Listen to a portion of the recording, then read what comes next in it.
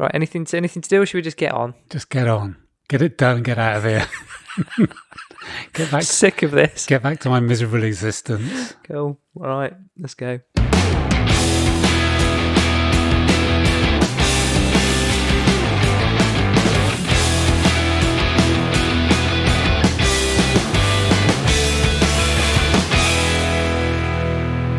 Hello and welcome to episode 56 of I'm Fine, a chat between myself, Damo, and someone you can't help but like, even though they find green ink an acceptable colour to write with. Mm-hmm. You got all sorts of weird kind of things about you, but you can't help but like you.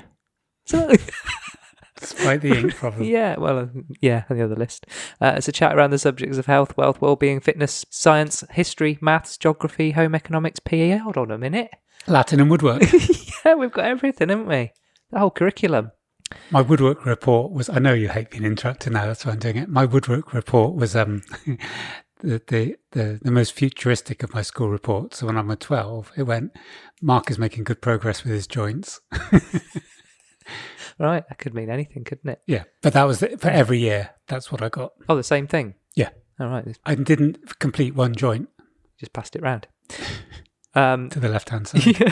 Did you? Oh, God. It's going to be one of those. We're all work in progress, and this podcast is no exception. In short, it's a poke at our perfectly imperfect lives. And if we can make just one person feel like they're not alone in all this madness, then our work here is done. Sorry about that. I'm going to spit your coffee out. Make sure you subscribe to us in your podcast app and follow us on the socials by searching for I'm Fine Cast. Now, coming up, catch-ups, bookmarks, Work-Life Ballet, your 12-minute monologue.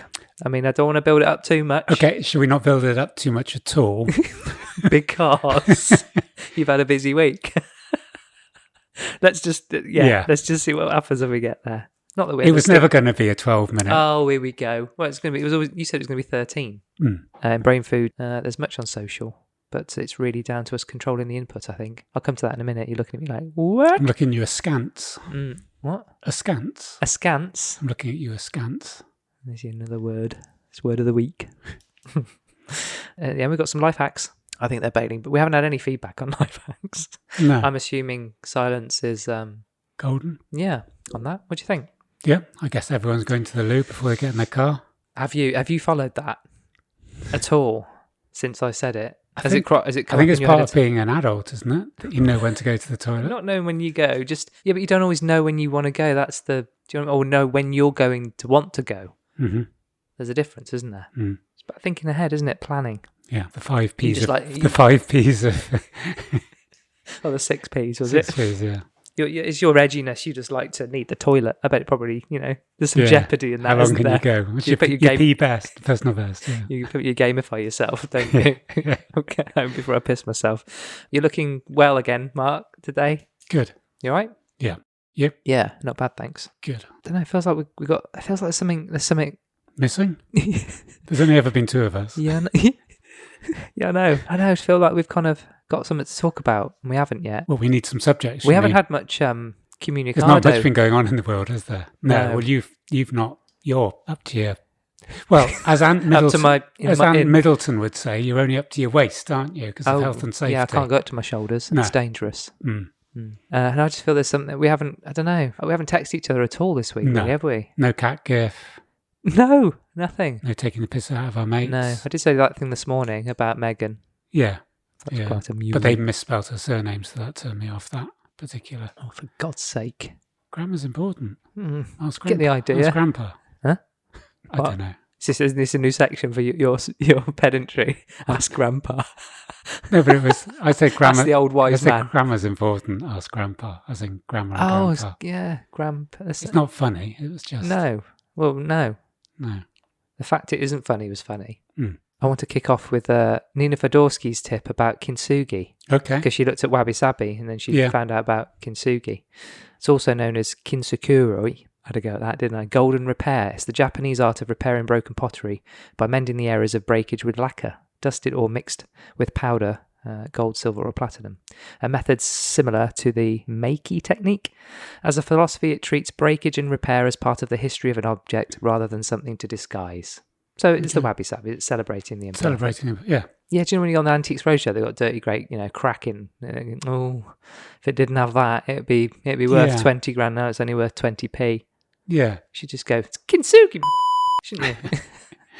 You know what I mean? And it's just strange when you think about it, because it's inherently the same object. Yeah. We talked about this, didn't we? When we first talked about it. Actually, my mate texted me the other day and said, I'm feeling very wabi-sabi this morning, in brackets, episode 3. I'm like, mate, come on, episode 3. Get And the program. I know for sure he hasn't gone round, Hasn't gone any further. No. Well, no, he hasn't listened to all of them and thought, all right. Yeah. And like my dear mum, I should good Is point she to on- mention my mum. She's gone on round 2. She's gone back round, yeah. And she's hearing stuff that she didn't hear before. Yeah. Which is cool. And she's already, I think she heard you mention something about her age under your breath, and kind of quite, quietly, when we were talking about, I think, age or swearing or something. Yeah. I can leave it to mailbag. I'll get the text out. I'll do it in a bit. Okay. Nicholas Witchell's at it again. Oh, God. I'm going to find the link, but Just while you're doing that, yeah. there was quite a lot on Twitter about it, wasn't it? That Prince Philip was having Nicholas Witchell removed from his rectum. That was why he was in hospital. That's brilliant. But no, I'd happened to see it. It was on like the 1:00 news, and someone stood outside a hospital with an ambulance behind and said, "That's Prince Philip. He's come in here. He's had his heart operation. We don't actually know the heart operation, but we think it's something to do with this." Yeah. And then he's left St. Lawrence's and he's gone back to St. What's-her-face. And that all happened this morning, and he's going to recover.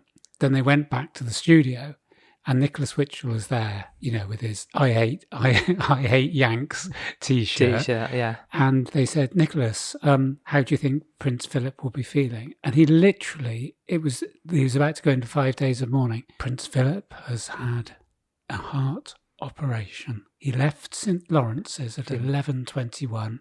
Repeated exactly. Yeah, they've just heard. Yeah, and we've seen the BT. ambulance.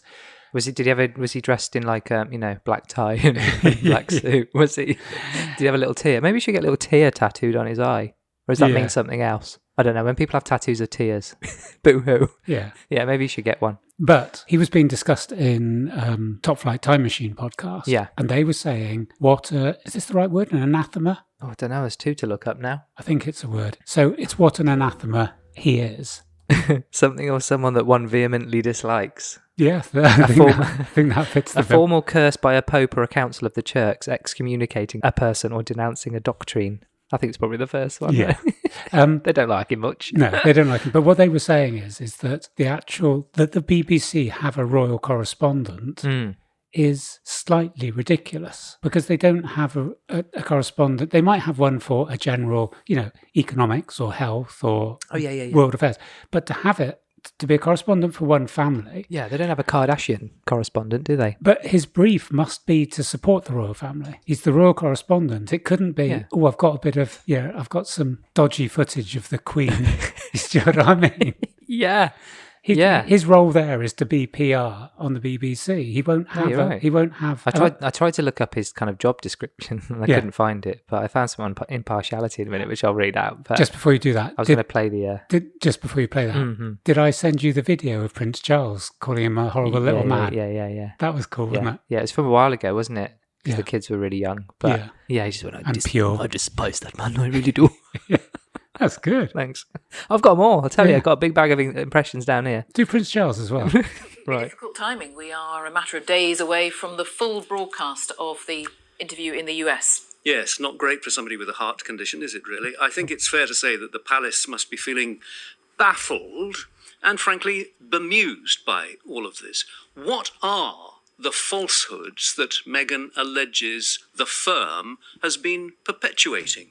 Now, hopefully Oprah Winfrey has pushed back and challenged her in the interview to say, well, what are you talking about? What is the chapter and verse of these falsehoods that you say are being put about? And only then, if she does spell it all out, will we really be in a position to judge, I think, the credibility and the substance of what it is that she is alleging. A lying bitch. Yeah, basically, yeah. Why don't you just wait to see what she says, Nicholas, before you get your pants in a twist? Yeah. Right? But it's also, that isn't reporting. No, it's his opinion. It's which you the kind of said the other may day. be baffled and bemused. The fact that Prince Philip is 99, having a bloody nonce as a son is probably more upsetting. You can't to say him. that. Can. You can't say that word on here. It is his son. Unless you know something I don't know. Well, anything's possible. You know what I mean. Can you use that word? All I'm right, not even sure. paedophile then. Okay, Paedophile. right, okay. I might have to bleep it. Honestly, I don't think you can use that word. I might have to bleep it out. Why? Because Nicholas will come around with the boys, with a firm. Yeah, yeah. I don't think you can. I don't know. Okay. I got very nervous. I'm editor here. Okay. You can just say what you On like. what You just walk grounds? off and not care about. You're the person that has to bear the brunt. The damage you've left in your wake. Just look in the rearview mirror. Everything. It's like the film 2012. You haven't seen that either, have you? 2012? Yeah. He's basically driving in a limo and just everything is collapsing behind the car. It's basically that. Just have all houses falling on them. It's like that. And you walk out of here. Okay. This is on the impartiality, section 4, impartiality introduction on the BBC's editorial guidelines. Okay. Due impartiality usually involves more than a simple matter of balance between opposing viewpoints. We must be inclusive, considering the broad perspective and ensuring that the existence of a range of views is appropriately reflected. It does not require absolute neutrality on every issue or detachment from fundamental democratic principles, such as the right to vote, freedom of expression, and to the rule of law. We are committed to reflecting a wide range of subject matter and perspective across our output as a whole and over an appropriate time frame so that no significant strand of thought is underrepresented or omitted. We must always scrutinise arguments, question consensus and hold power to account with consistency and due impartiality. Audiences expect artists, writers and entertainers to have freedom to explore subjects from one perspective and to create content that reflects their own distinctive voice. It must be clear to audiences where personal views are being expressed. So like the two clips we've played, Nicholas Witchell should be going, this is my view and not the view of the BBC, right? Yeah. Basically calling that statement before on the previous podcast that we did, the impertinence from Meghan and Harry's statement. So yeah, but they don't do that, do they? No, he has become a parody of himself, hasn't he? It's sort of... He's getting a lot of stick, but you know, just needs to chill out a bit. But you can't... Just chill out a bit. For something that hasn't happened that he hasn't seen. Yes, and he wasn't even there. He doesn't know. No. He doesn't know the operation. He doesn't know if they're bemused or baffled. The Queen could be with a spliff in one hand, absolutely pissing herself, going, thank goodness this is distracted from the rest of my dysfunctional family. You've made this podcast a nightmare to edit. And the beep. I'm going to have to go through. I'm just going to have to go past the lawyers. You realise that? Boris Johnson needs to go past lawyers because he's broken the law, hasn't he? Oh, not another one. Yep. What's he done? Well, by not disclosing... What hasn't he done? No, I'm not going to go into full details, but very, very briefly... By not disclose, he basically said to Parliament at the end of February, if you want to find... Now then. Stop it. Honestly, stop it. You'll be talking about Rolf Harris in a minute. And I can't, honestly, we'll have no podcast. Just play over these with the Thriller soundtrack. That's all right. So, basically, he'd said, if you want to hear about all these contracts, they're all out there. They're all public record. Go and look.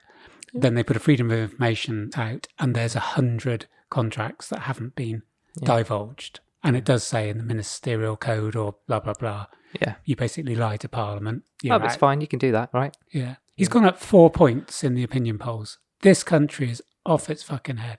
And I'm not even political. Hold on, we're not even on your section yet. No, I'm not pro-Conservative, and I'm not pro-Labour, and I'm not pro-Lib Dems. You're pro something. How can he be more popular? Than what? Than he was last week. I was going to say, what they compare. That doesn't mean 4 points. I don't know what 4 points. It's like saying he's up 4 bananas. That's what they said at school, isn't it? When you used to kind of talk about values. And they go, 4 what? 4 bananas, 4 elephants. You know what I mean? No? Do they not do that? No. What did you used to have when you had to pick somebody if you were doing like who was going to be it on Running Jenny? Do you have that or British Bulldog? Right, okay. Yeah, it. Yeah. Yeah. Can you remember your little songs? The little rhyme. Well, probably, again, I can't probably say them on here. I know, but... There's an Ip Dip Dog Shit one. Remember there that was one? My little car went up the hill and it conked out. That's fine. And then I don't know the last one, which I'm not even going to start doing, it just came into my mind. Yeah. How the fuck were we doing that in 1968? You know the one I mean? You were. I wasn't. I wasn't even a... You know the one I mean? I wasn't even a glint in an eye of a... Milkman's eye. Sorry, Damo's mum. We were going to try. To be fair, I think the milkman was slightly ginge. Was it? But anyway, I'm definitely cutting that one out. Gold top. I'm leaving that in. What are we talking about? Yeah, there is no. Let's not go there. There's things that we said that are abhorrent. Where are we now? What are we talking about? Oh yeah. No. It was scary. Yeah, I didn't even know what the words meant. No, when I said them. Shows how far we've come now, I think. Yeah, I think so. I had a walk earlier in the town here. Yeah. And ghetto. Right. Yeah. You went down Greg's, didn't you?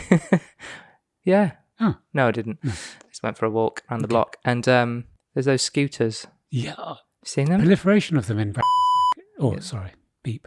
Yeah. Yeah. There are a lot, aren't there? An awful lot. Yeah. And I thought quite a while ago that they were illegal, but there is actually an official trial that is happening with these scooters. Okay. So they're massive on the continent, aren't they? They are, which I'll come to in a minute. I'll probably reference our little trips. But the scheme forms part of a government initiative to support a green reset of local travel and help mitigate reduced public transport capacity during the coronavirus emergency.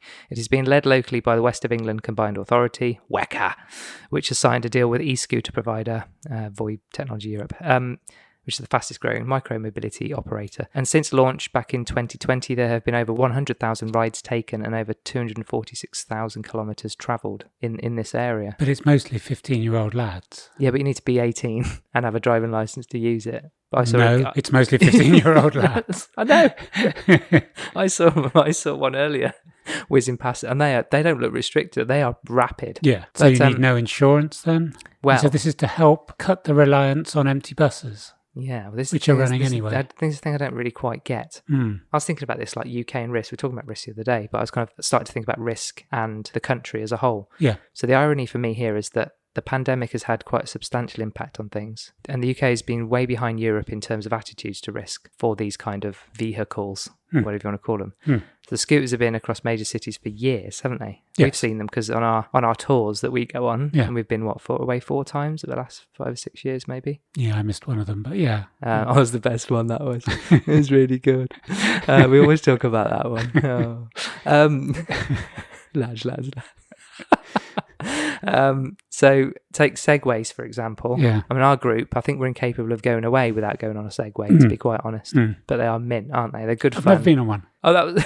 That's the other thing. We've been on In Budapest, I couldn't walk, could I? Remember? Oh, right, So yeah. going on a Segway was... Oh, you had a doctor's note, didn't you? Did a doctor's note, yeah. In Portugal, these scooters are everywhere, and there's people ripping around it. And I've always thought you wouldn't get this in the UK because we're just so health and safety mad, aren't we? And worried that someone's going to hurt themselves. And even like we just said, for these scooters, you need to be 18, and they recommend wearing a helmet. Blah blah blah. It's like, just piss off. Yeah. Have you been to continental Europe? Yeah. They don't care. And if people fall off, they get up and carry on. And it made me think of when we went to Munich, right? The surfing. Yeah. This was on my notes for a few weeks ago. Ah, and was I it? never We didn't said talk about it. Okay. No, because there's a. I've been trying to look up the German. I've there's got- like I've a got it here, phrase. yeah. Yeah, Oh, a phrase. the phrase of basically, if you die, tough luck, it's your Yeah. fault. There's a German phrase for right, it, okay. a legal phrase. We had a long weekend in Munich, and in the Englischer Garden, which is the English garden. Oh. Really bad pronunciation. No, that's very good. Thanks. It's a 2-kilometre long man-made river called the Eisbach, which runs through the English Garden. And there's a little spot, isn't there, where someone's put something under the water to kick up a bit of a surf. There's sort of concrete on the side that forces it as well, isn't it? It kind of narrows, together. doesn't it? Yeah. And it gets pretty quick. But people have been surfing there since 1972. Yeah. But it officially was permitted from 2010. Yeah. But we went there and we saw all these kids going in there. Yeah. And there's a sign saying you should be ideally if you're an experienced surfer, you can surf to Yeah. your heart's content here. A handful of people die a year, every Yeah. year, don't they? Yeah. Because they crack their head open on said concrete. But what they don't do is shut it down. I remember we were all talking about it then. So this would never happen in the UK, and it wouldn't. No. It just wouldn't happen. No. But yeah, I hope you find that phrase. It's a totally different attitude. You can walk around with a beer in Munich. And I like the idea that you can pretty much do what you want, but as soon as you start becoming a bit of a dick, the police will come down on you like a ton of bricks. But then they don't muck about. Because when we went to the football game, we were all, everyone was standing outside the train station, people drinking beer, open cans of beer, which you can't have here. All the cops were kind of leaning on a railing, chatting to everyone. Yeah. But if you started to get leery, they would literally pistol whip you, wouldn't they? Yeah. I mean, there'd be no mucking about. No. And everyone respects that. Yeah. And I think that's a lovely kind of symbiosis, isn't it? Of, for want of a better word, isn't it? Of For more understanding. pistol whipping from West Midlands Police.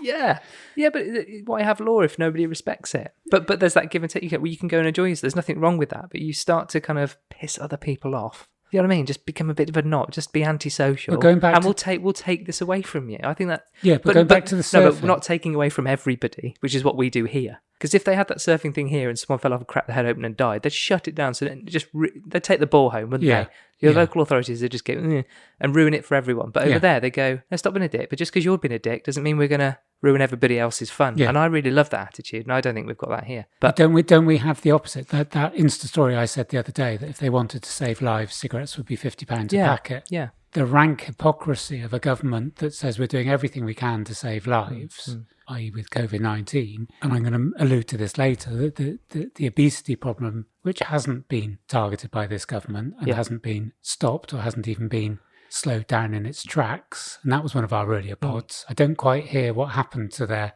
drink some shakes and don't be obese. Oh, the powders that we talked that went about. a bit quiet, didn't it? I don't. Yes, because we probably highlighted it. That's why. Yeah, but the point I was going to make is that it's in plain sight. You can see a whole population not having immunity, being a strain because of type 2 diabetes, not living as long, because the life expectancy has been regressing in this country the last 5 years. It's interesting. Is that any more damaging than saying to somebody, if you want to surf there, surf there? You're the only person, you know the risks. Yeah, I think you're right. If you're an 8-year-old kid who doesn't realise, then no, you shouldn't be. But if you're an adult... Yeah, I guess my point on the irony is that the UK has approved for trials something historically considered risky at a time when so under the banner of COVID, right? Yes. There's a time when saving lives and relieving pressure on the NHS has become a nightly mantra on the news. Yeah. I guess maybe a bit confused on the logic, if there's any logic at all. Up to this, 15-year-old lad with no helmet on a very fast scooter, uninsured on a road. Yeah. No one batted an eyelid. No. It's like, well, it's green, isn't it? So it's green. Yeah, but it's also if he went past on a bicycle without a helmet, it's like no one gives a shit. If you ran into someone, then you just deal with it, wouldn't you? But the fact it's a motor or electric kind of scooter, it's like, oh no, you can't do. You're kind of still moving at speed. Yeah. Do you know what I mean? It's that kind of why was that banned? Not in Europe. And when we were part of Europe, that's the other thing. When we kind of went to Berlin and did that tour, and you kind of think, well, it was just before I think the Brexit vote that we went to Berlin, wasn't it? The tour of the Reichstag and stuff like that. Yeah. Is that the one you went on? No, that's one I did.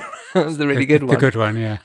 I was sitting there kind of, listening to all this kind of, the story about the Reichstag being burnt down by Hitler, and you're kind of thinking, this wasn't long ago. We've all kind of come together in this big kind of, blue nation. I just remember saying, in the experience we just had in the city and the attitude to risk, and you think we're not the same at all. As a nation? Yeah, well, when you look at the EU as a whole, if you look at the EU or the bloc as a nation, I'm not totally sure what your point is.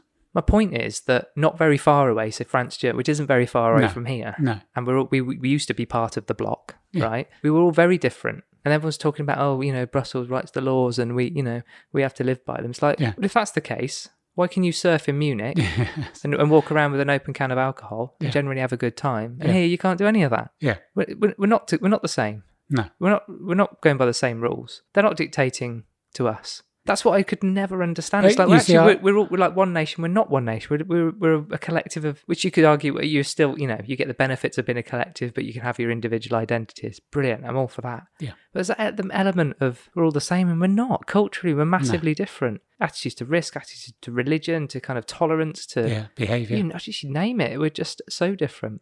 They kind of brought something risky under the guise of something that we're trying to protect people, trying to safety. But it's interesting. It's like, you said the green bit there. Yeah.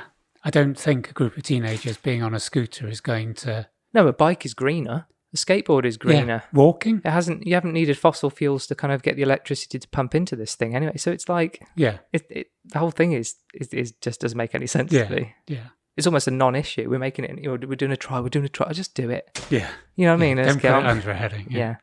We need to move on. I've got a couple more, but I'll roll them over. Is that all right? Mm-hmm. Do you want to warm up for your... Don't want to warm up for it. Do you want to have a little stretch? Laptop. Okay. All right. We'll cue the music.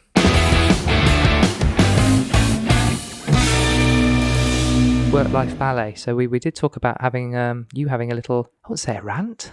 No. Rant sounds negative. What's coming? What have you got? Would you like to paint the picture? The picture I had, as most people... No, I was going to say as most people. That's a sweeping generalisation and it's a judgment. I have... Yeah, we know it. We like those. No. It's a judgment because... Everyone's like me. And if they're not, they're stupid. Yeah. I have a large number of views over a large number of subjects. And some of them I care passionately about and find them scarily invasive thoughts that sometimes either people can't see what's happening or that something can be presented to people, to the populace in general, and everyone goes, that's okay. And I'm going, No, it isn't. And I think I've just Do ended... you get angry? Sorry? Do you get angry? By Not that? anymore, no. Okay, but you did. I used to get really angry. With a sense of injustice and... Just being a fucking bullshit whatever. Yeah, I was a really angry person. And fairly forthright in terms of like, my way or the highway. I wasn't particularly receptive to other people's views. If I just... Like the BBC? Yeah. Have you got a... So what I think, though, is that... Was your impartiality slipping, was it? I think what happens is that what's happening now is that I'm researching and reading to get rid of my confirmation bias. I'm listening to things like that you sent on Russell Brand. I've obviously got a certain view. So if, for example, we take vitamin D, nothing in this world will persuade me that this government and other governments have got vitamin D wrong. Nothing will persuade me. I've seen so much evidence. And what I feel is that with the links to giant pharmaceutical companies, vitamin D was never going to get a look in. But it will. This is my prediction.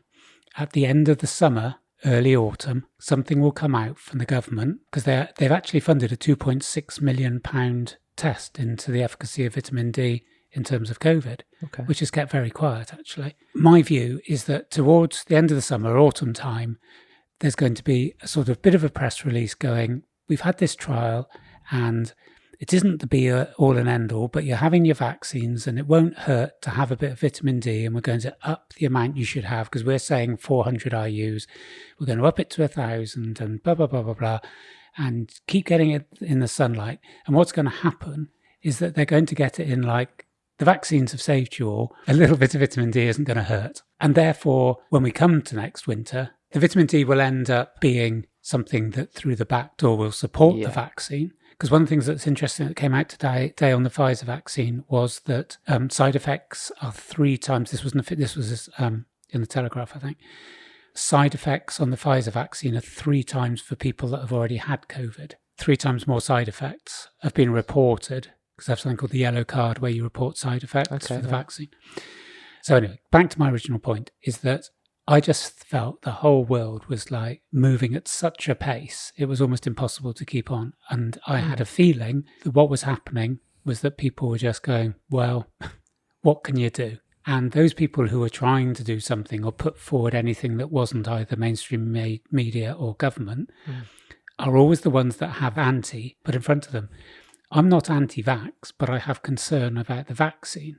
I'm not anti-masks, but they aren't the answer to all our prayers. We have concerns about the science and the reasoning behind it. Yeah, I'm not 100% anti-vaccine passport, but if it gets to a point, and I'm going to read this out in a minute. Like most of it, I think, we're not sitting here going, meh. Oh, we're like a couple of grumpy old men. Yeah. It's like we can obviously, I think as rational human beings, we can see the validity in everything, generally. But there's nuances to that validity. There's also a huge amount of bullshit around it as well, isn't there? Yeah. On both sides, that you have to kind of wade through. And I think some of the stuff that I've been reading about the Great Reset and just seeing, I don't know, I was just looking and then finding some videos of Prince Charles. Basically, he was obviously reading this thing from an autocue, but basically... Oh, he's actually on the Great Reset video. Yeah, and he'd have to have approved that. Yeah, and it's basically, he's sort of saying, it would be great if we're a lot greener. That, Yeah, it's like I know he's been saying that for years. To be fair, then there's other subtle things as well. I mean, but he's also putting his name to that. He's putting his name to whatever all the other people are saying on the video as well. Yeah, and I'm pretty, so essentially he's got the royal approval, right? Yeah, and he only needed to do 30 seconds to give that approval. So what I wanted to do originally was to go look at all these massive things in the world. I'm not trying to be conspiracy theorist because I actually think that is a redundant term. Because if I have proof that some things aren't as they seem, that's not a conspiracy. I've read some of that as well. It's fact. I'm putting forward an alternative view. But lots of people have said all this, the debunking and demything and that kind of thing. I've read that very thing that calling it conspiracy is actually wrong. It's just another view. Yes. We're getting confused with. Yes. And it's also targeting people so that they're seen as conspiracy theorists as a negative. Instead of, if we were the people that were called the inquisitive people or the given a different name. There's a very negative connotation to the conspiracy theorist, isn't it? The kind of foil hat wearing, sat in a cage brigade. And I mean, just this just came into my mind. The photograph I sent you from TikTok this week or last week, existentialism. They've been listening again, haven't they? Yeah. So all the stuff on TikTok that has come in, that seems more fierce than Instagram and Facebook in terms of their listening algorithms and stuff. That seems pretty on it. I mean, doesn't that it? was the day TikTok. after we had released a pod using that word. Yeah. And it basically mentioned, the cartoon was almost what we talked about. Yeah. That isn't coincidence No, out it's of all not. the It's, billions like of it's videos. like you said last on the last pod, it's not about the hashtags. No.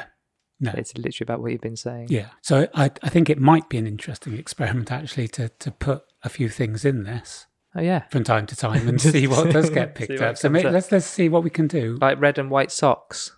I love your red and white socks. I'd love a pair of, Red and white socks. Yeah, and I'd love to watch some viral content about red and white socks. I'm not sure this is a bit... What? It's got to be random enough to kind of pick it out, right? What, red and white socks is random enough? Yeah, red and white socks. What do you say? Red and white socks? Yeah, but that isn't going to be listened for, is it? Why? Because it's hardly like cutting edge. What?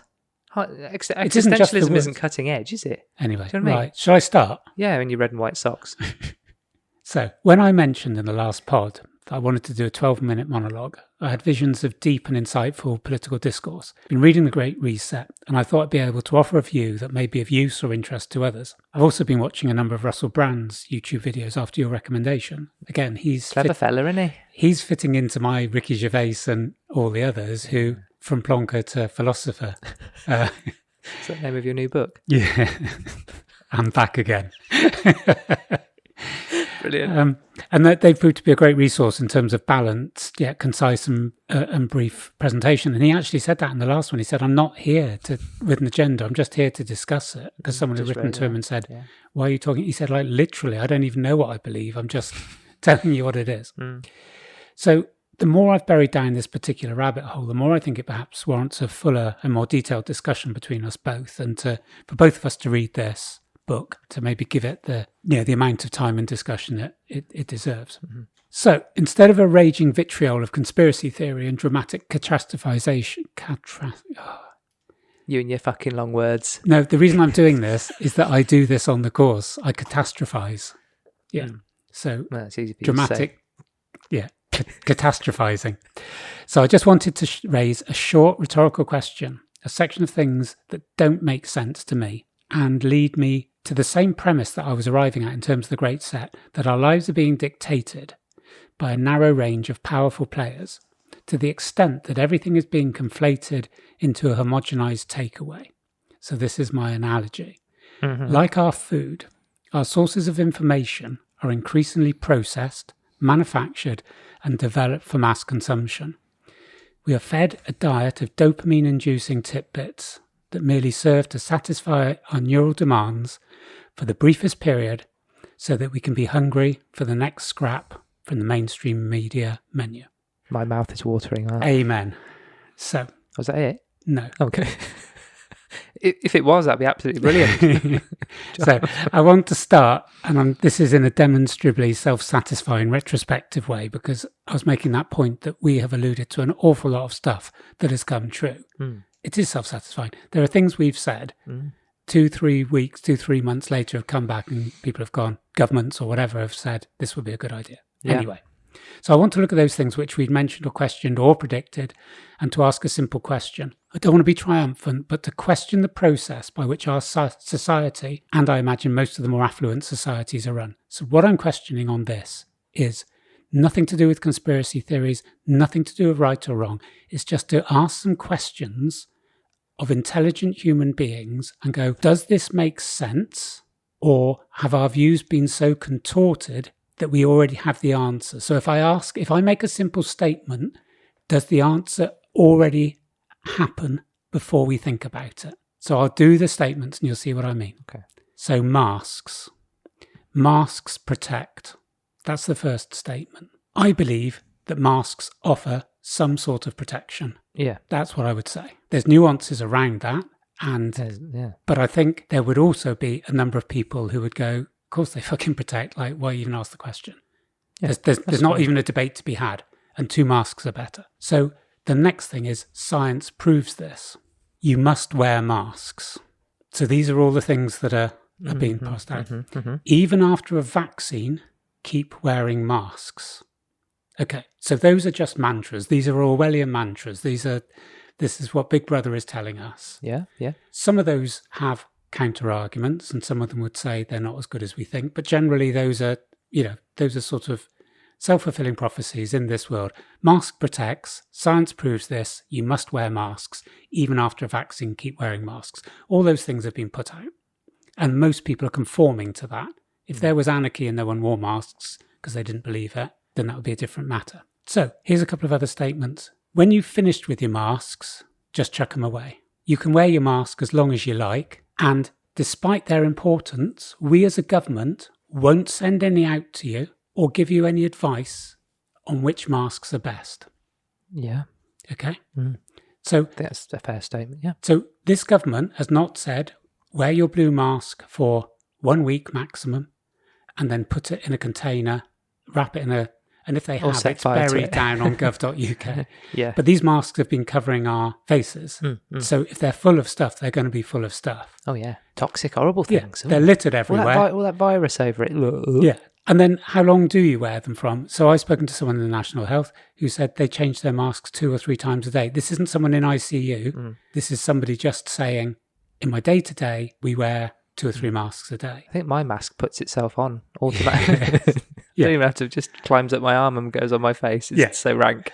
So the other part of this, when I said at the beginning, science proves this, Yeah. there has hardly been any. You're right, yeah. But this is the key thing. Regardless, even if science does prove it, what is a fucking mask? Science can't prove if masks work because every bugger I look at has a different mask in a different condition and they're wearing it differently.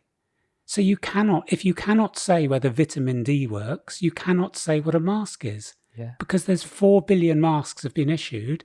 Some of them are hijabs, some of them are bandanas, Yeah. some of them are Scarves. Yeah. scarves, some of them people, that person who's got a blooming bottle, like a sort of great big mineral water bottle, put it over his head. Do you know what I mean? Oh, yeah. A mask isn't a thing, it's a name. Yeah. There isn't a mask. Yeah. And if they are that important, the government should send them out and say, here's your 5 masks, wear one for 3 days. Why don't you just go around with your face in your elbow pit?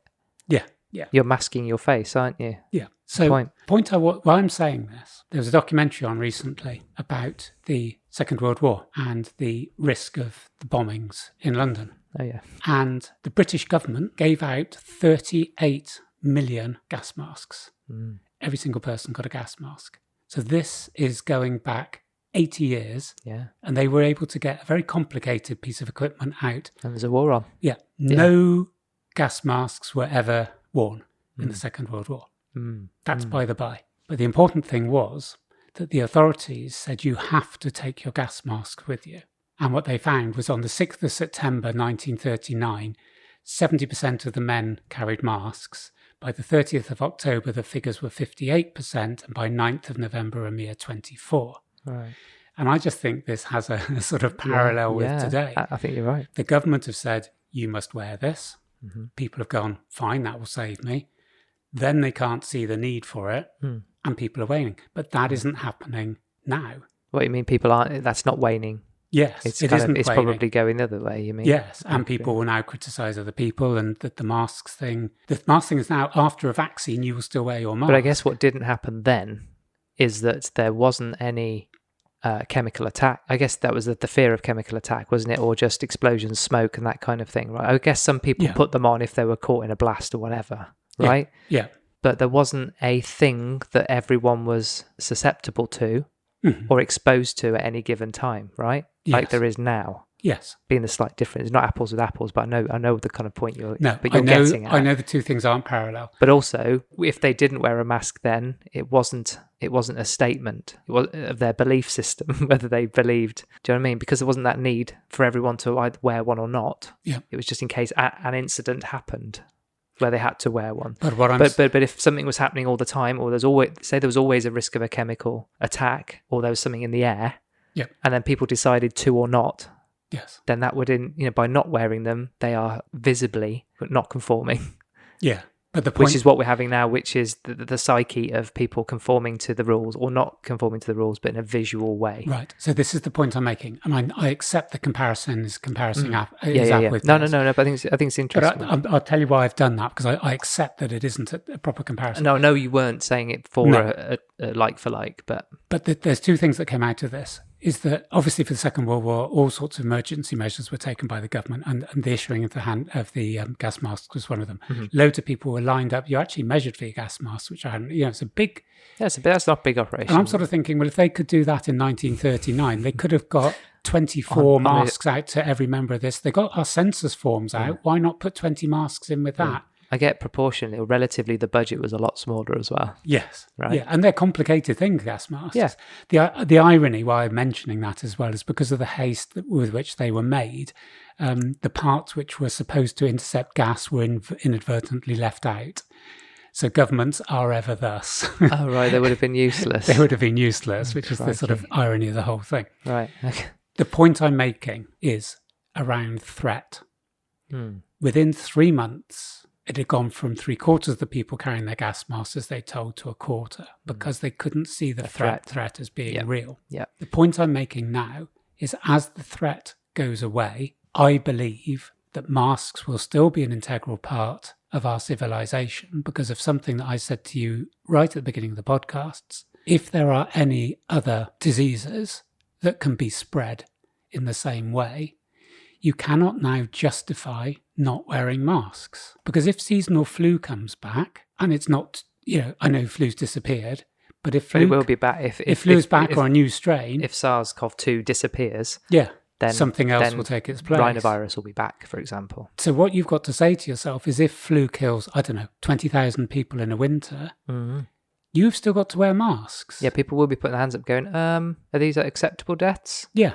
With flu? Or is it just SARS-CoV-2, right? There is that, isn't there? Yeah, and this is the point I'm making, is that we've got to a position now where masks are such a visible sign of adherence that people feel safe. The number of people driving by themselves with a mask on or around their chin, it's, why would you wear a mask by yourself in a car? So a guy walked past here earlier on with a mask on. Yeah. He's on his own. When you're outside, you sort of should be getting the fresh air. Breathing that isn't going to do you any good. Yeah. So the point I'm making is this. Yes. We've had a precedent where people very quickly have gone, I can't see the threat. I'm not going to carry my gas mask. What I'm saying now is that the social pressure on masks has meant it's now unacceptable not to wear it on public transport or in shops. And you can see there's hardly anyone, there's no anarchy, is there? You go into Europe, though, which is what you're not seeing on the BBC. Which is what I was saying about the difference between us and Europe. If they don't like something, they burn the place to the ground, right? But the restaurants are open, markets are open. Yeah, they've gone screw you. But they're not being shown on the BBC because that imagine doesn't fit that. the narrative. We'll get the idea, won't we? Yeah. So what I'm saying is, I'm not anti-masks per se. What I'm anti is that there has to be proportionality. And we're getting to a point now of going, will masks ever go away? The conclusion is this, is masks are not a common material design. So their efficacy is going to be different on every mask. Yes. We have received no guidelines on how often to use them in terms of how long to leave them for before you chuck them out. We've had no guidelines on how to throw them out. How many of these are just going into landfill? Oh, yeah. Just And has that not got a, So the other bit I wanted to mention was 3 things. And this is why I really think we're being played. There's 3 things that are happening at this, today. One of them is elite sport. And if there had been a goal on that match today, which looks increasingly unlikely, the players would have gone around each other, kissing, cuddling, hugging. And then at the end of the match, they do elbow to elbow. They do elbow to elbow, then hug. Yeah, the same person, yeah. And then they go and shower together, but then they have separate buses with masks on. So the whole thing is ridiculous. That doesn't make any sense. Yes. Secondly, TV filming is allowed. Yes. So there's been mass thing. I think Doctor Who the other day was filmed somewhere in Wales, and there was literally dozens and dozens of people. All feature films are back on, and there are guidelines, but they are doing it. Yeah. And then you look on TV, and people have been made up, and people have had their hair cut. Yeah. They have, full stop. No, they have, absolutely. Yeah. So what we've got is a position whereby we're sitting as citizens in this country, and because someone is paid £100,000 a week, they're allowed to do their job, which is fair enough, but they're allowed to do everything that we're being told we must not do. So people are being arrested for going for a coffee, but elite sportsmen are jumping all over each other, and that's allowed. And that's what I'm actually arguing about, is that if masks are the panacea, how can you have it that, they're not being adhered to all the time? No, yeah. And interesting, and I didn't send this to you, when the Chancellor gave his speech, his budget speech, the Deputy Speaker for the House of Commons didn't wear a mask for the whole time, and Boris Johnson didn't wear one for the first 5 minutes, and then obviously someone had a word, and the clip that was shown on the BBC, he had a mask, but I watched the whole speech, and the first 5 minutes he didn't have one. Yeah. So we've got the Prime Minister inside the House of Commons where he has to wear a mask, not wearing mask. Yep. And yet there is outrage if someone's in Sainsbury's without one and being chucked out. That's why I think we're being played. There isn't a consistency. There is a whole group of people to whom lockdown doesn't matter. And we're sitting by and going, because we want to watch the TV shows. I'm interested in athletics. So I watched the athletics, European indoor games. Everyone ran around a track. Everyone was like exhausted at the end of the race, congratulating each other, hugging each other. There was a photograph with 3 1,500-metre runners, all with their flags, arms round each other. Yeah. When it came to the medal ceremony, don't. They made them put a mask on. And stand on the podium. Yeah. But ridiculous. The podiums were massive area apart anyway. But that winds me up. The masks they put on were quite heavy masks, but they were sponsored by European Indoor Athletics. But the way they fitted, there was massive holes at the sides. You could literally see the mask going in and out. Yeah. As they were there listening to the national anthem. Yeah. After one of the races, the BBC came to interview someone. She obviously had to put a mask on. She'd been next to other people for like 2 miles or however long the race was. Yeah. Then put a mask on after the race, could hardly breathe. So she held the mask away from her mouth so she could actually breathe. She was so out of breath. And I'm thinking, it has to be all or nothing. Yeah. And that's not it. All the examples you've given, it is not about the health and safety of the individuals. No. Because it can't be. No. It just can't. Those examples you've given, no matter what your view is, it can't be about the transmission of a virus. No. If it is, those things wouldn't be happening, full stop. Yeah. Everyone is generally sat in, not seeing the people they can, right? Yeah. And it doesn't matter whether they're being tested every day. Because if that's the option for them, why can't we have that option? Yes. I'm going to go and see my mum. Have you been tested? Yes, here's my certificate. I was tested yesterday. Has your mum been tested? Yes, here's her certificate. So there's no risk to anybody with you seeing. If that is happening in elite sport, there's no reason why it couldn't happen anywhere. But you're right, it's not being followed. F1, I think, are a shining example of how the mask protocol should be carried out. Right. I think they've smashed it. Right. They know the cameras are on them. I think just the general precision and accuracy and following rules and guidelines in F1 is just, they're all used to that anyway. So they find it very easy. But you'll not see one person in the paddock in an entertainment area on who's not wearing one. Yeah. And if they're not wearing one, they're probably driving and they've got the helmet on. Yeah. They have literally nailed it. And you watch the Premier League and you go, why? Yeah. It's elite. They're hardly, you know what I mean? Even the attitudes to mask wearing is an elite. But it's not an elite level of mask wearing. You could go, F1 have smashed it. Premier League it's an embarrassment. It's an embarrassment. Yeah. But it's okay. And you're right. That isn't okay. No, it isn't okay for us to watch that. And the English Premier League, it did guidelines because someone was going, just a minute, there was the celebration from a team beat, I think, Leeds in the FA Cup, like a non-league team, who aren't elite, but they were allowed to be elite to play in the club. Yeah. They were just ordinary people like you and me. Oh, they probably had a day job, but played football at the weekend. Yes. Yeah. But they were allowed to play because the FA Cup is special. Yes. So correct. somehow, therefore. So they beat League. I think they beat Leeds. So the celebration showed them in the changing rooms, all with their tops off. Oh, just jumping up and down, singing. Yeah. You're not allowed to sing at a funeral. Yeah. But you've got 20 people in a changing room. It was singing. live on telly. Yeah. How is that right? So the Premier League actually said, we don't want there to be goal celebrations. And Pep Guardiola went, it's really hard to stop celebrating because you get really excited. You get really excited when you go and visit your mum as well. You get excited when you go to your dad's funeral and you can't sing. It's not like they're going to get a drop in revenue from the footballers' taxes, is it? Because the footballers are still getting paid this, do you know, whether they're playing or not. Do you know what I mean? It's not, it can't be a monetary thing. Then you start to think, well, why hasn't football just stopped? Why haven't we just stopped it? Why haven't we just stopped all sport? Why haven't just everybody, like you said, we're all citizens. You're all told, let's all do our bit. And then you see everyone not doing their bit. Because that's the frustration. But it's okay, because isn't it, I might have got this completely wrong. Didn't someone say, I might not have got this for football, I might be well wide of the mark. Didn't someone say football was opium for the masses? No, I think it was religion. It's Okay. Marks, wasn't it? Right. So, I thought it was Marx. Yeah, football.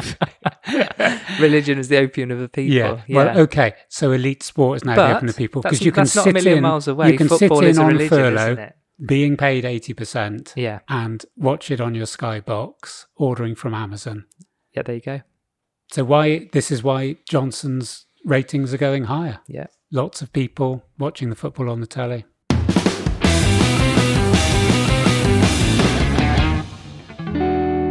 I'm calling this What's Your Message? And I think you talked to me this week about body positivity on social and other things on social. Yeah. We've always talked about just how much information there is on social. Yeah. We've just been covering the stuff about masks. You take masks as an example, but you think about all the things that social covers. Yep.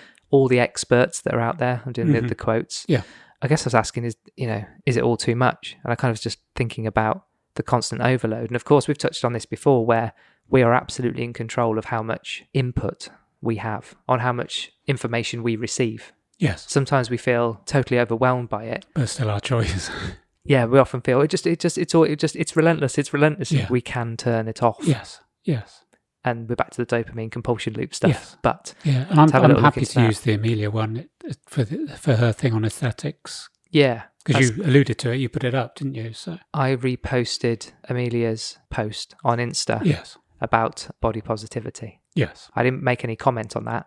No. Hopefully people would have clicked into that and had a little look. Yeah. But that's kind of pertinent to this, really. That's probably what kicked off this in terms of what people read, what people see, how people perceive others. Yes. And then you're into kind of jealousy, envy. It's okay to have another view, but the way people often come at other people, then we're into kind of trolling, I guess. Yeah. It can get a bit nasty, can't it? Because Millie's post was basically, there's lots of different views out there. The body positivity, or having confidence in your own body, therefore taking pictures of yourself, if you're really happy about your body and putting it out there, can often be seen as maybe vanity, as this is what the perfect body is. Self-promotion. Yeah. Yeah. If you don't, aspirational. if you don't but in look, if you don't look like this, you're failing. Yeah. Yeah. But if you were to kind of invest in people like Amelia's posts and get to know them and understand where they're coming from, and don't just take one post or just look at it and go, oh, another person posing in the mirror. Yeah. If you read and got context about why she's doing those things and the benefits she's got from that physically and mentally, more importantly, Yes. then actually it's a really powerful thing and something that should be celebrated. Yeah. I think it's But I think the empowering. important thing here is about context, right? And people not just taking the surface imagery at face value and maybe judging too soon. Yes. Fair? Yes. Is that a fair setup? Well, the irony of this was that a little while ago, I was going to put a picture of myself up and I was going to put words underneath something like, nobody wants to see your six pack. And I was going to go, well, fuck 'em. That was going to be my post. And the reason I was going to do it is that it's got to a stage now where it's almost gone the way that if you're celebrating, muscular, fit, whatever description you use, body, it's almost seen as you're somehow body shaming, or you're saying everyone should look like this. Or everyone who isn't like this is Yeah. is like you said, failing. Yeah. Whereas if somebody is going, I'm 23 stone, but I'm body positive, look at me, the comments will be, well done you, you're brave, you're inspiring. And it's almost that we've got to the point that inspiration has a more narrow view now. So it's almost like if you aren't fit and you aren't what's seen as perfection, but you're prepared to get out there, that should be celebrated.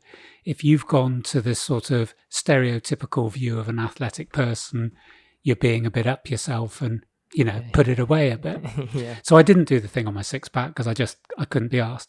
So Amelia did a video, and interestingly, she contacted me before she put it out, and she said, she put out the words and showed me the video, and she said, I'm a bit unsure because I don't want to come across as like, oh, look at me.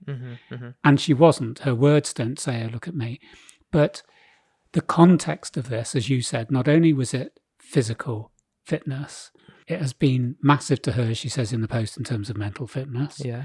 But more importantly, the context is that quite often Amelia doesn't play this, but Amelia has got serious medical conditions and she has overcome them. Yeah. And she has become strong and fit and helped her immunity. Yeah. The fact that she looks, in inverted commas, good by stereotypical things is neither here nor there.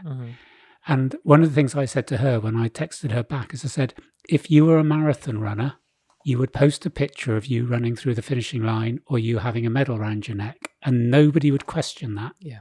So I said, you are an athlete. You train like an athlete. Yeah. The fact that some of your gains are aesthetic should not minimize the work that you have put in. Yeah. However, I find it worrying that a woman in her mid-20s is hesitant about showing a picture of her body because not wanting to be trolled or not wanting to be going, well, not everyone has to look like you, or it's all right for you because you're a And PT. she does get comments, doesn't she? She does get comments. Yeah. And she's had some underlying, I think in the sort of Instagram world, people can be very supportive or they can undermine you. Yeah, and there are, we've touched on this before, haven't we? But there are people whose, what's the Latin, Mark? Modus operandi. Modus. Is it modus? Modus operandi. Yeah, way. Is to, rather than create engaging and inspirational content for them, from themselves, from the inside out, Yes. they just decide to go and have a pop at everybody else. It's the classic blowing their candle out to make theirs shine brighter, but they don't quite get that it doesn't work. It just makes them look like a dickhead. Yeah. But there are people who literally, they get up and they literally go after or put the content out to purposely undermine through jealousy, through whatever means. That's quite sad, isn't it? That's someone's effort. I think they're hell bent on pissing on someone else's chips. Yeah. But and if the people that are it? trolling have the confidence that they have something that's better or something that's going to help more people, then just put that out and people can make their choice. Yeah. So the point I was going to say was I think we've got to the position whereby Jordan Sayat, and I'll give the link. We've mentioned him before. We have mentioned him. Mm-hmm. He had an Ask Me Anything, and the Ask Me Anything on Instagram said thoughts about body positivity. And I thought this would be really interesting. So he said, here are my thoughts. Number 1, I think a major part of being body positive means doing everything in your power to take care of your body, mentally, physically, and emotionally. And that sums it up. You could have almost have stopped there. Yeah. And everyone would have gone, amen. Yeah, that summed it up. The second bit I thought was insightful. I think it's a terrible idea to tell people to just love yourself. For the same reason, you don't tell someone suffering from depression to just love yourself. Telling people to just love themselves does more harm than good, especially when they don't love themselves. It's like telling someone struggling to lose weight, just eat less and move more, or telling someone struggling financially to just make more money. Thanks, arsehole. If it was that easy, I wouldn't be struggling. Yeah, it's really good. It isn't that easy. It's like, is that all it was? Yeah. Oh, I've been doing it wrong. So I think that was good. That is a throwaway comment. Just love yourself. Doesn't matter what shape you're in or how you look, just love yourself. Yeah. We did cover it on the should and why. Yeah. In they're loaded. Yeah. It implies you're not doing it right. Yeah. You shouldn't be like that. So the third thing he said is shaming someone and or their body is never acceptable. Ever. It's disgusting. Does more harm than good. This isn't just a moral discussion either. Research is overwhelmingly clear that shaming people does not help them make long-lasting positive changes for their health. Again, amen. Yeah. The next two he's put in and he could have left off, and I think he's been brave. Oh. Number 4, I think much of the body positive movement is designed and intended to prevent people's feelings from getting hurt, which I love and respect. However, protecting people's feelings at the expense of the truth isn't right. We need to find ways to be kind, encouraging, supportive, and understanding whilst being honest and using science to help people improve their health. Yeah. And that, for me, was a key point, is that if you just say to someone, you can be whatever you want to be, you can weigh whatever you want to be, you can take whatever drugs you want to take as long as you're happy and you love yourself. Yeah. We have a moral responsibility to say, however, if you are 40 stone, that does have implications for how long you will live, how comfortable your life will be. It isn't preaching, it's just making people aware that certain conditions or certain foods or certain drugs will have an effect on your body. Yeah. And as long as people are educated and not judged, fine. But I think there seems to be a little bit on social media of a hand washing going, as long as you're happy, do what you want. Yeah, and I think definitely. You wouldn't go to a doctor and him go, as long as you're happy, that's fine. Yeah. So why is it different in the world of PT?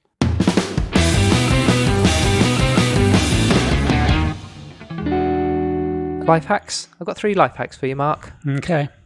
Lay them on me. Painter's Paradise, the first one I've called it. Wrap an elastic band around your open paint tin, top to bottom, so you can use the part of the band going across the opening to remove excess paint from your brush. Spot on. Oh, this avoids getting paint all around the edge of the lid. Tidy. Good? You like that? I painted this week as well. Did you do that? Mm-hmm. Did you do that? That's why I'm not wearing my blue puffer jacket. Because you got paint all over it. Of course. You absolute muppet. Mm. It's a nice jacket. You painting that jacket? Yep. You are risky. Oof. Also a chest of drawers. I didn't wear a chest of drawers. No. Carry on. You Next. painted a chest of drawers. It's got paint on it. Oh, you didn't cover it. You absolute have time. monster. My dad does this. Okay. He's done it for years. I'm sure there's lots of dads out there who've done this. Mm-hmm. A garage storage hack.